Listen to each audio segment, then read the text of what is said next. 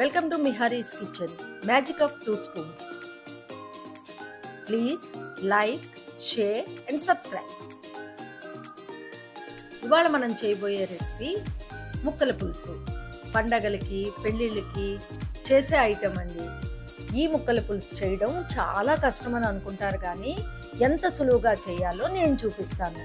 దీనికి కావలసిన పదార్థాలు: కూర గుమ్మడికాయ, బెండకాయలు, సొరకాయ, టమాటా, వంకాయలు, ములక్కాళ్ళు, చిలకడ దుంప, క్యారెట్, కరివేపాకు, కొత్తిమీర, చింతపండు పులుసు, బెల్లం. ములక్కాడల్ని ముక్కలుగా కోసుకోవాలి. ఈ పులుసుకి మనం వేసే కాయగూరలన్నీ కొంచెం పెద్ద ముక్కల కింద కట్ చేసుకోవాలి, లేదంటే పులుసు ఉడికేటప్పుడు ఇవి కలిసిపోతాయి. బెండకాయలు,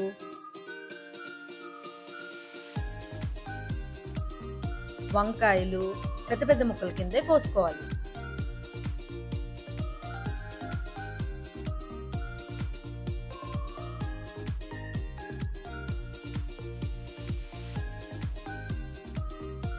క్యారెట్ పీల్ చేసుకుని పెద్ద ముక్కలుగా కోసుకోవాలి. చిలకడ దుంపను కూడా పెద్ద పెద్ద ముక్కల కింద కట్ చేయాలి.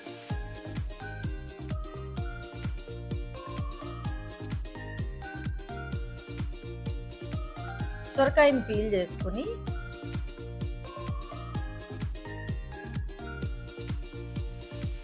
లోపల ఉండే గింజల్ని తీసేసి పెద్ద ముక్కల కింద కోసుకోవాలి.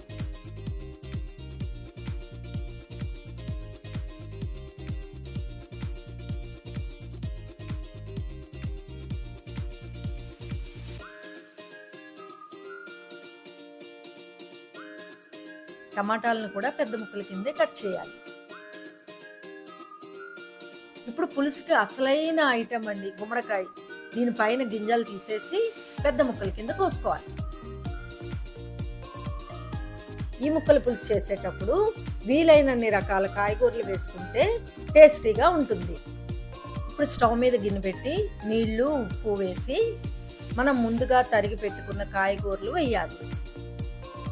ఇందులో మనం వంకాయలు, బెండకాయలు, టమాటాలు ముందుగా వేయమండి. ఎందుకంటే ఇవి ముందుగా వేస్తే మెత్తగా అయిపోతాయి.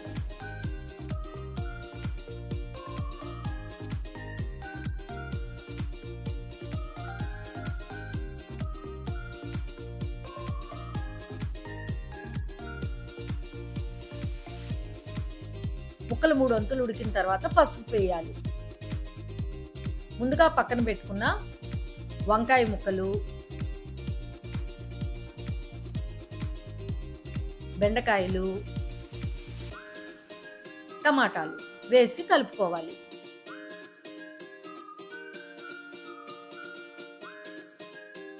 కరివేపాకు వేయాలి.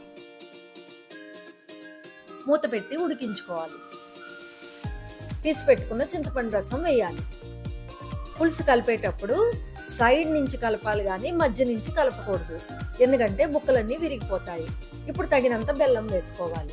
బెల్లం వద్దనుకునే వాళ్ళు మానేయచ్చు. పులుసు బాగా మరగాలి. ముక్కలు చూసారా పెద్దగా తరగడం వల్ల ఎంత బాగా కనబడుతున్నాయో. 2 స్పూన్ల శనగపిండి తీసుకుని రుచికి తగినంత కారం వేసుకుని బాగా కలిపి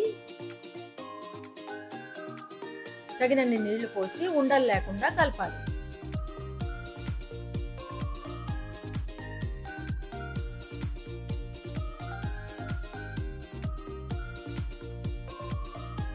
ఈ కలిపిన శనగపిండి మిశ్రమాన్ని పులుసులో వేసి బాగా కలపండి.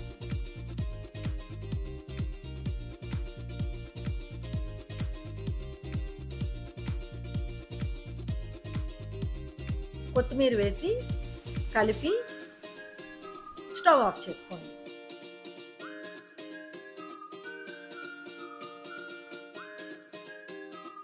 ఇప్పుడు స్టవ్ మీద కడాయి పెట్టుకుని తగినంత నూనె వేసి వేడెక్కిన తర్వాత మెంతులు వేయాలి.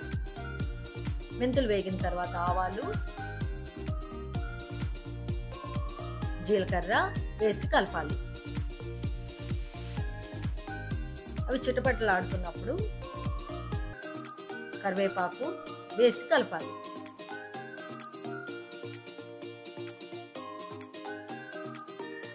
ఎండుమిర్చి,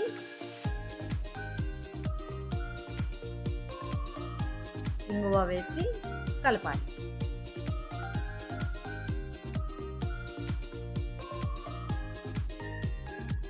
ఈ కలిపిన మిశ్రమంలో మనం ముందుగా కాచి పెట్టుకున్న ముక్కల పులుసు వేసి కలపాలి.